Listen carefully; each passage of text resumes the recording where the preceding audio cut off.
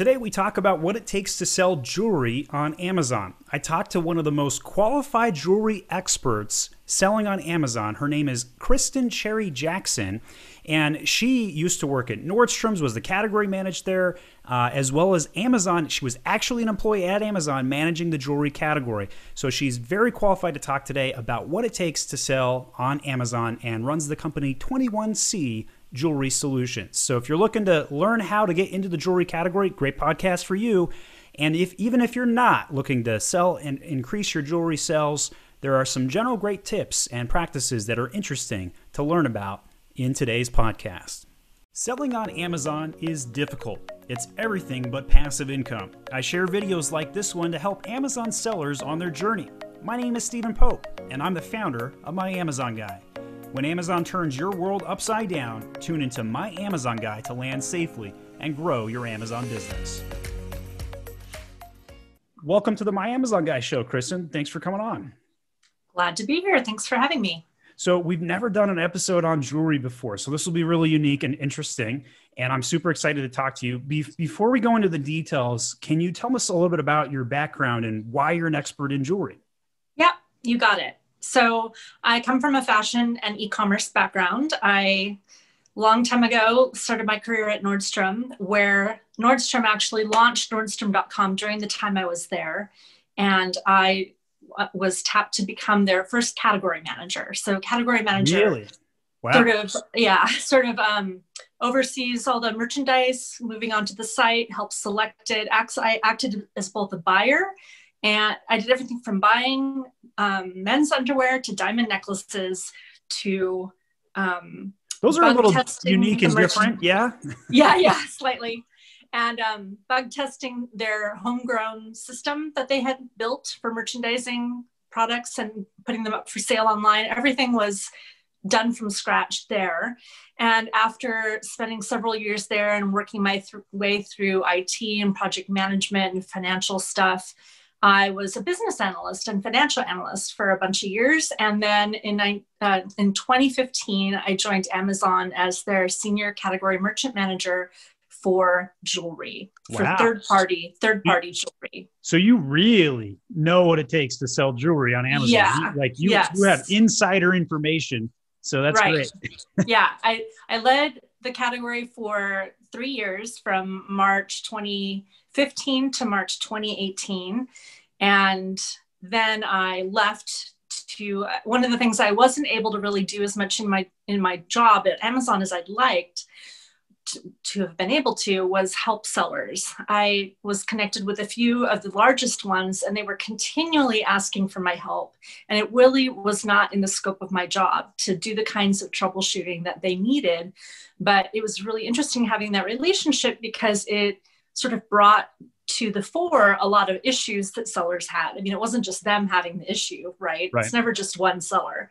So it was nice because it helped me pinpoint trouble spots and pain points that sellers had, so that I could then figure out if there was a way to fix it from the inside. So in that way, I really enjoyed my job, and it was really rewarding. And when I knew I wasn't going to want to stay on with Amazon, I started looking for places to go. And that's when I decided I'm just going to consult to sellers and try to help them. And that's what I do now, is consult to jewelry sellers. I might be biased on this question, but I think that's a great move. Sellers definitely need a lot of help right now. Yeah. So you brought up an interesting point in this dialogue about how when you were at Amazon, you wanted to help sellers, but it wasn't in your purview. I think a lot of sellers understand that today, but there are some people that may not get that still. So can you help impact that a little bit further, and like why category managers aren't dedicated to sellers, for example? Help me understand. Yes. Yeah.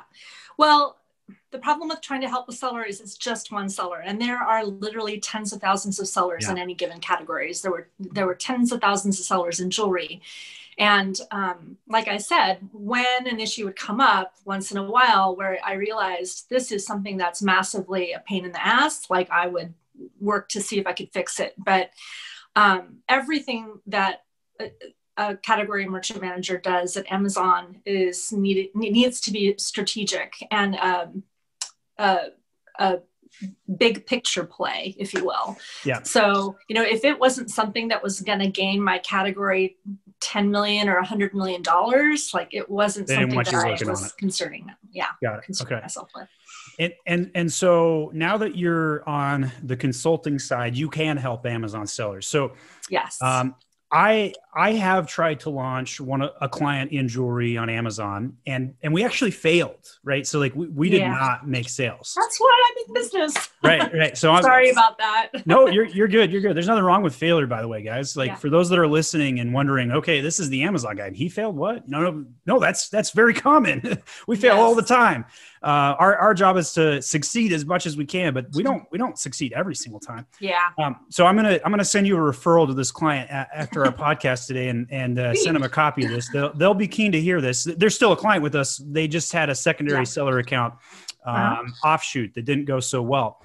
And they tried influencers and they tried a few external traffic things, and it never really picked up. All right. So maybe I guess the first question then on the meat and potatoes today, what does it take to succeed and sell on Amazon in the jewelry category? Well, I actually want to pivot and do a different question first, because I feel like there's some background that I need to give before we can go. Nothing wrong with background, please. Yeah. So the question I'd like to answer first is, what's the jewelry retail landscape like on Amazon? Let's start there. So if it hasn't already reached about $1 billion a year, I expect that within the next year or two, it will likely reach $1 billion a year for just jewelry, not including watches, which is their sort of sister and brother. Sure. Now, I would say it's probably evenly or so split between what we would call fashion jewelry and fine jewelry, or fashion jewelry is otherwise known as costume jewelry. It's not made with silver, gold, platinum, diamonds, gemstones, or pearls. It's brass. It might be plated with gold, but it's brass, that kind of thing. Cubic zirconia is another big gemstone that's the most popular one probably on Amazon that falls in the fashion category.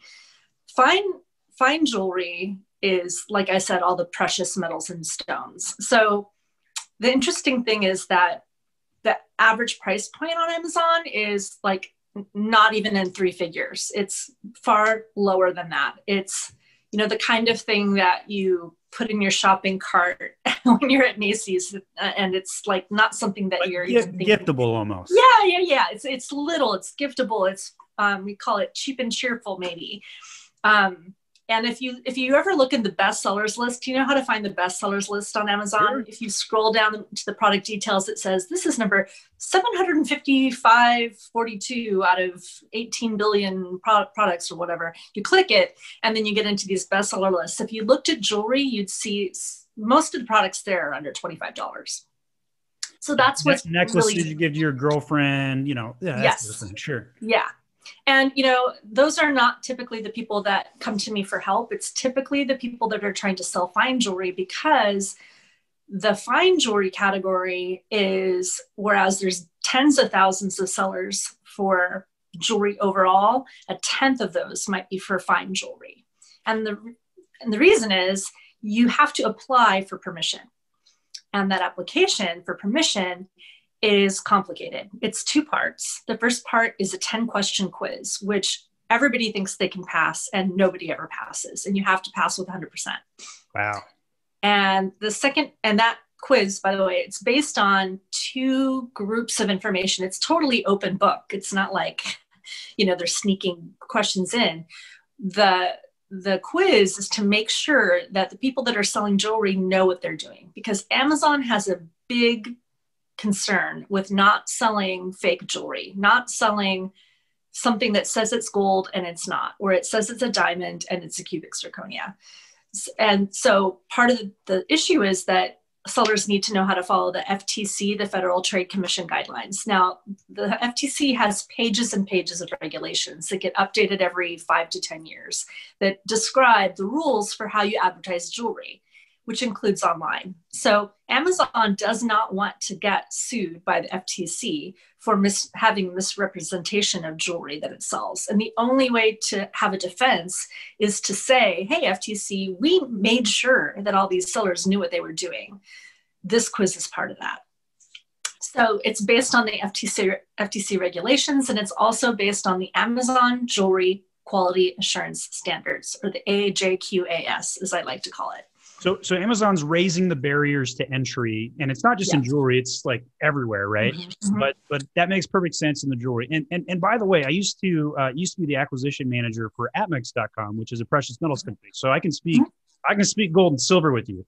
I cannot speak jewelry with you, but I can speak precious metals. Sure. And they too sell jewelry, but they are the number one precious metals, actually number one seller on eBay in the world, believe it or not. Wow.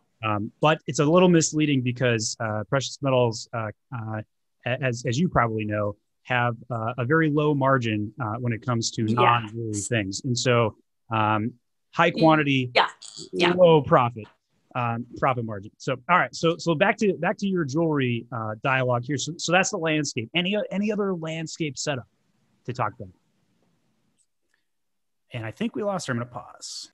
All right. So we were talking about the we lost Kirsten for a second, but now go back to the landscape. Is there any additional landscape setup that people should know about with jewelry on Amazon? So after the quiz, fine jewelry applicants have to send in 6 samples, and they get sent to a gem lab and tested and compared against what they said that the quality was.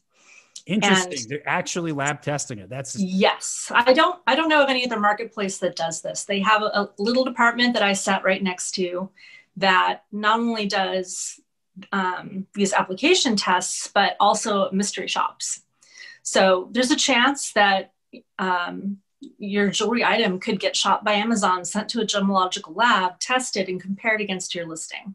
So that makes it really paramount for jewelry sellers on Amazon to understand how to properly list their products so that they're in full compliance with all of Amazon's rules, and to know the actual quality of the merchandise, because it doesn't matter what you describe it as if you don't actually know the quality and you misrepresent it, and you only find out when the gem lab test comes back. And when I was CMM, had that happen to some very shocked sellers. They were shocked. I tell you. I've seen fake China gold bars before. I have personally held them in my hands, and I've tested precious metals. And it's not too difficult to test these days. You just tap it with a little device. So, if you're in the precious metals business or in jewelry, you might want to get one of those devices. Would be my tip of the day. Probably the best tip I'll give. You'll give a lot better. Yeah. So. Well, problem being that there's plating. There's flashing, which is a very, very thin coat. There's plating. There's vermeil. There's rules around all of that and how much content has to be in the outside layer versus the whatever it's plating. Very technical. So people should not enter this space without some background and understanding, is what you're saying. Yes. It would not be intelligent to do that. It will be a waste of money. Yes. So what other things are different about being a jewelry seller on Amazon as compared to some other categories? Yeah. So one of the big things is the price points. So especially with fine jewelry, your price points might be $100, $1,000, $10,000. And if you're selling a $10,000 piece of jewelry, just think about what it takes to have a successful product on Amazon. It's reviews, right? How many sales are you even going to get on a $5,000 or $10,000 piece of jewelry to accumulate the number of reviews that it would take for your product to rise to the top of search rank? So when we're talking about higher price points, sellers need to understand it's going to take time. It's going to take time, and also it's going to take marketing investment, because there's no way to get these products in front of people except through marketing.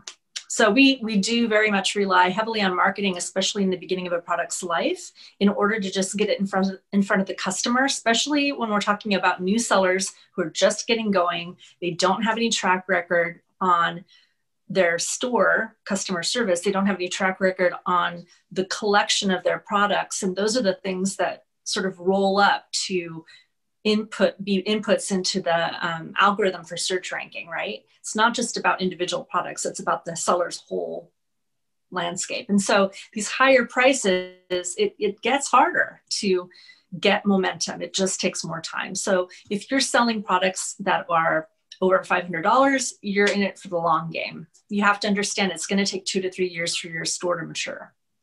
Should somebody be coming with lots of SKUs or less selection of SKUs in this category? Right. Well, so there are two things that we talk about when we talk to our clients. One is the SKU count, but then there's the style count. So when we talk about a style, that is a particular pendant, let's say, and it's shown on a detail page, and it may come in multiple gemstone colors. It may come in multiple metal colors, but it's all on one page. It's one listing, one search result, and it's one style. But there may be, let's say if it comes in a dozen birthstones, one for every month of the year, and rose gold, white gold, yellow gold, that's 36 SKUs on that one page. So, and then if you enter ring territory, it's practically the same as bra sizes. It's like huge amount of SKUs within a style, because there could be 24. I have some clients with 24 sizes per sapphire white gold ring, right? Quarter sizes, half sizes, from 4 to 10 or whatever. So yes, the number of SKUs is huge.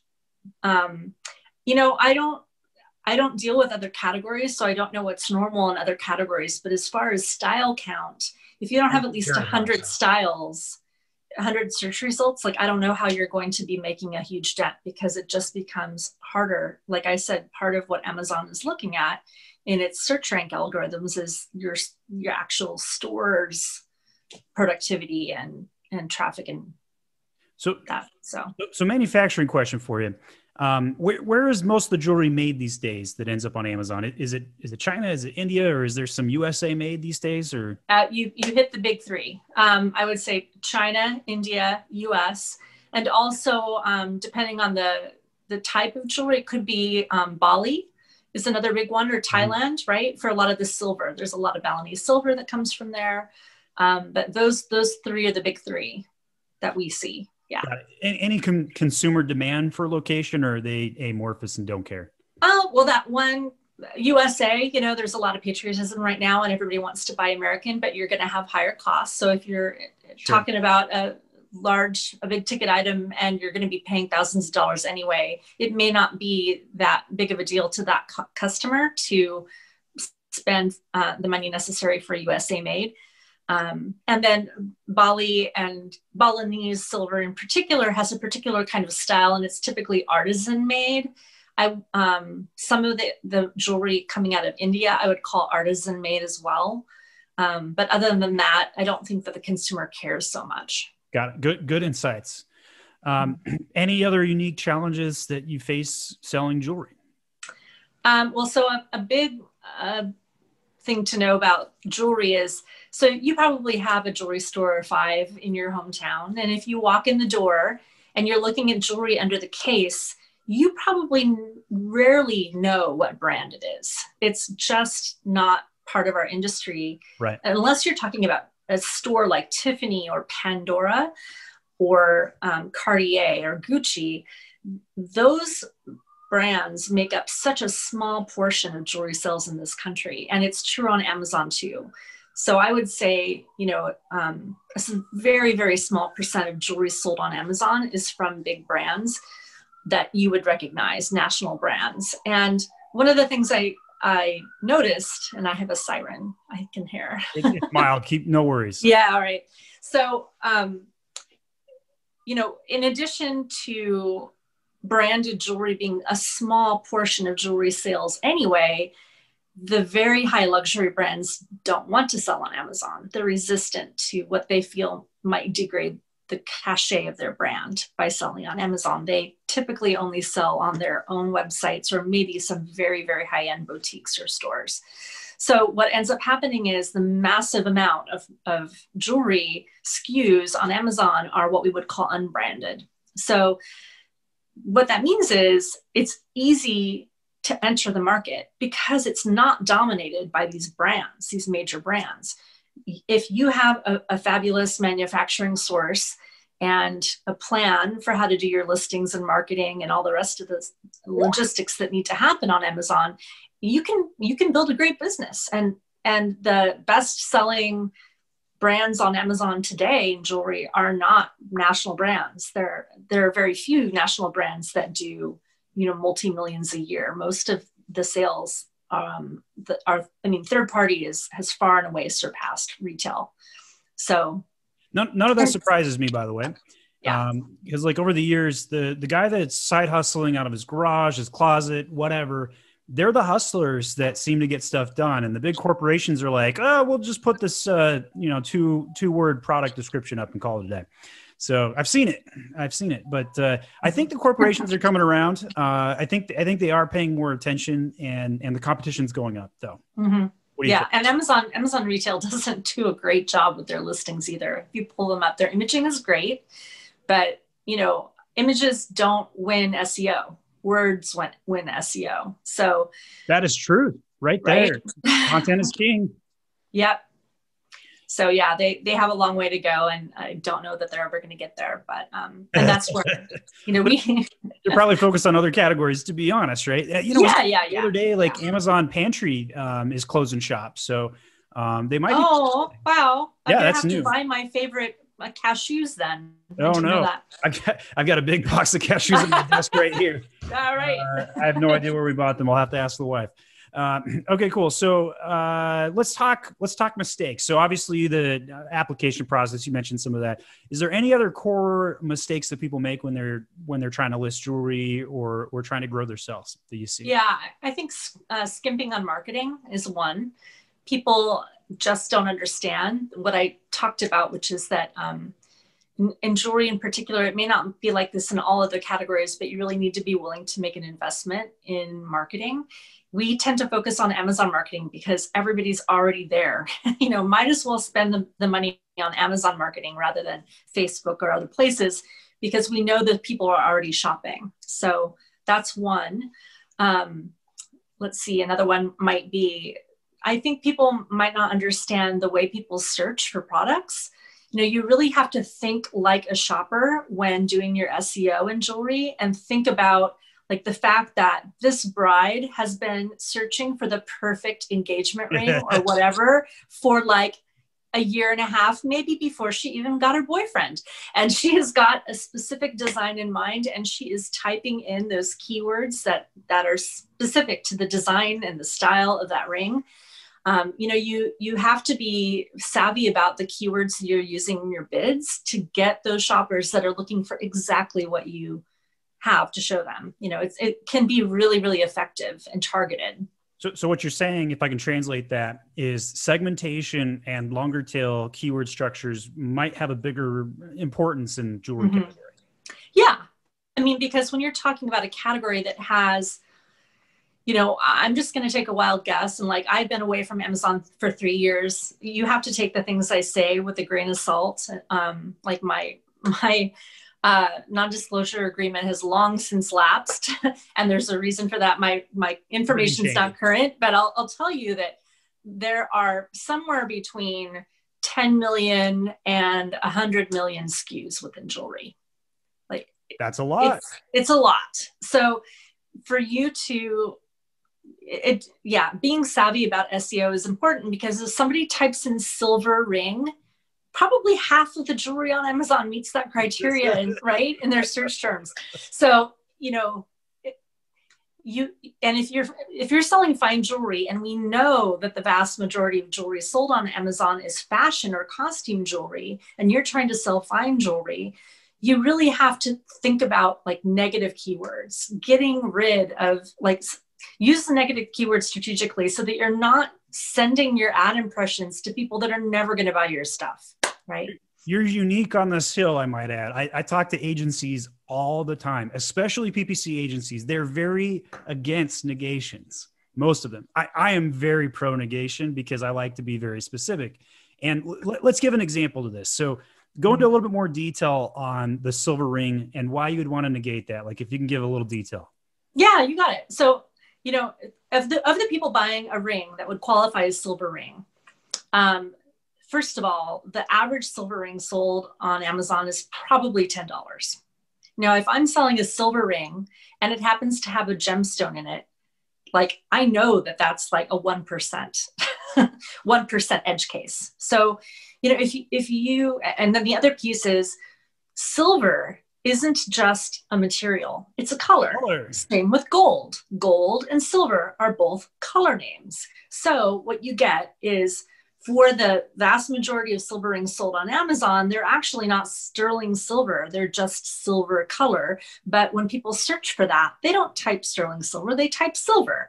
So we know that like all the people that are selling a silver tone ring, their products are showing up in that keyword search, right?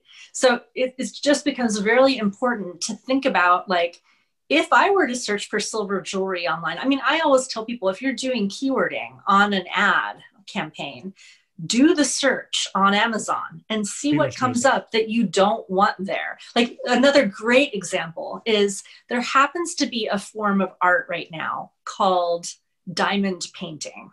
It's these tiny little like sequins or rhinestones, and you pick them up with a special stylus, and it's like cross stitch or paint by number. You take the red one and you put it where the red one belongs. You take the blue one and you put it where the blue one belongs, with like glue or something like that. I don't even know. I think maybe the surface is sticky, but they stick all these rhinestones on. It's diamond painting.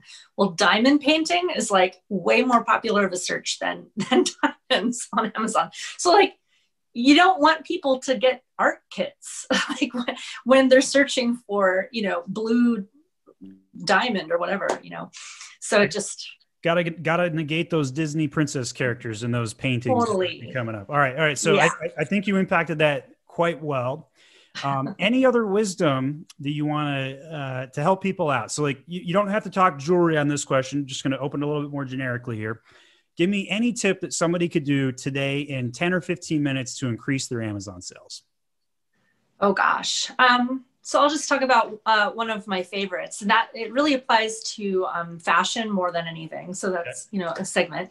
And that is, be mindful of where is your product in its life cycle. When your products start out, they don't have any reviews, then they start getting accelerated and they get a few reviews. And after a while, they're sort of organically appearing at the top of search rank. Well, in jewelry, it's typical for us to have styles that it's like a family, and it's a parent ASIN, and it's, a dozen or so children underneath it. Now, the question is, do you group them all together on one page, or do you want 12 search results and you want those 12 items to each have their own listing so they're not grouped under a parent? Or maybe you choose to group all the white gold stuff together, all the yellow gold stuff together, and all the rose gold stuff together. And maybe there are, 4 different gemstones within each of those 3 listings. There's a strategic way to think about this where, if at the beginning of the product life cycle, when none of them have any reviews, group them all together under one listing, because as they get a review, it rises, it's a rising tide that lifts the whole ship of 12, right? So you get 1, 2, 3 reviews. If you get 1 review on one review on another, 1 review on a third, suddenly that group has 3 reviews and it rises higher in search. Later on, when each of the children has, 5 or 10 reviews, then you can split them apart and you can create multiple search results. See what I'm saying? So I want to impact this further, because this is a great tip, by the way. So what people don't understand when it comes to parentage, when you type in a phrase that any one of those items in the parentage could show up for, you share the rankings together. And so if you could possibly dominate the same search term with multiple products in your tree, it behooves you to break them out of the parentage.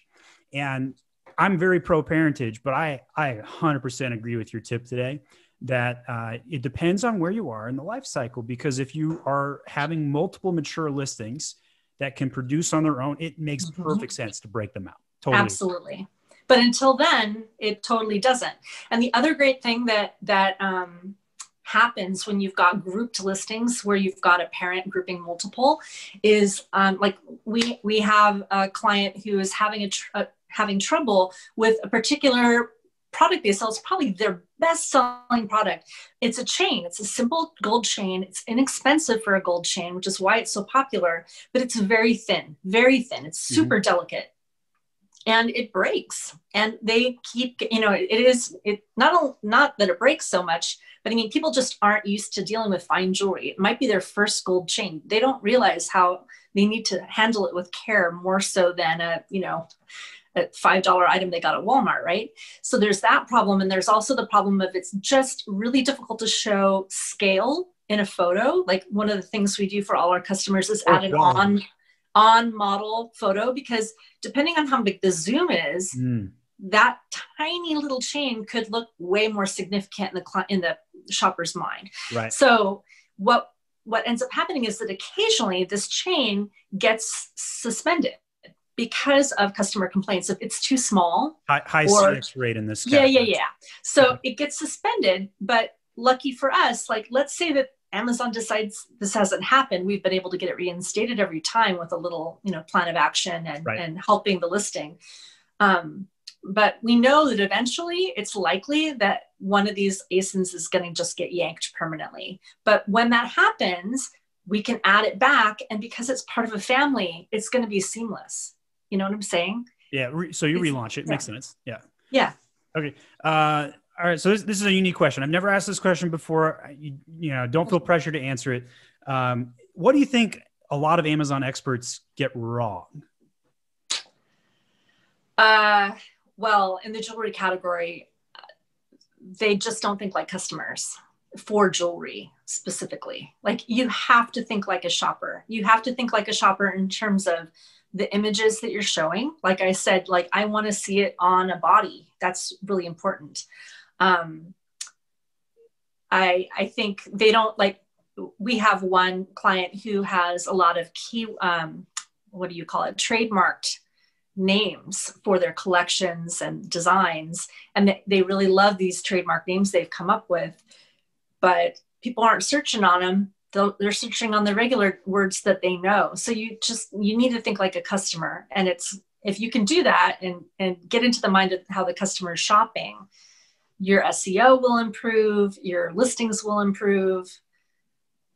Yeah. I can buy into that. That makes perfect sense. All right. So if somebody is interested in getting in touch with you because they want to launch their own jewelry brand on Amazon, what is the best way to do that? E-commerce at 21C, the number 21 and the letter C, jewelrysolutions.com. And we named our company 21C Jewelry Solutions because the jewelry industry is really ancient, like really ancient. Like I went to the Met Museum and there's like jewelry everywhere. It's amazing. And it's thousands of years before Christ, like really old. Lots of our clients are third and fourth generation. What you will see happening a lot is jewelry has been in their family for generations, and the father or grandfather owns the company. The granddaughter or grandson is going to eventually take over, and their first job to get their feet wet working for dad or grandpa is, why don't you handle online? So we get a lot of those kinds of clients. And in general, there's a real hesitancy within the jewelry industry to going online because it's luxury, because it's hard to do a good job. Yeah. But if you're not on Amazon, you're not relevant. So that's me saying that, not you. Exactly. Right. They all want to build their own website. They just, they aren't thinking big. So 21C Jewelry Solutions wants to help bring all jewelry merchants into the 21st century. So that's what the C stands for, is century then. 21C. Yeah. 21st century. Very cool. Right. Well, Kristin, it was great having you on the podcast. Very fascinating information, unique perspective, and probably the most qualified jewelry expert I will ever talk to. So thank you for shedding some value today on our podcast. You're welcome. Thanks for having me. All right. That's the My Amazon Guy podcast today. Don't forget to hit that subscribe button. And if you know somebody that's in the jewelry business, forward this podcast their way. They'll find a lot of value in it. This was the My Amazon Guy podcast with Stephen Pope. Each episode helps you grow your sales on Amazon through ideas on traffic and conversion rate improvements. Hit that subscribe button right now to tune in each week. And if you need more help, go to myamazonguy.com.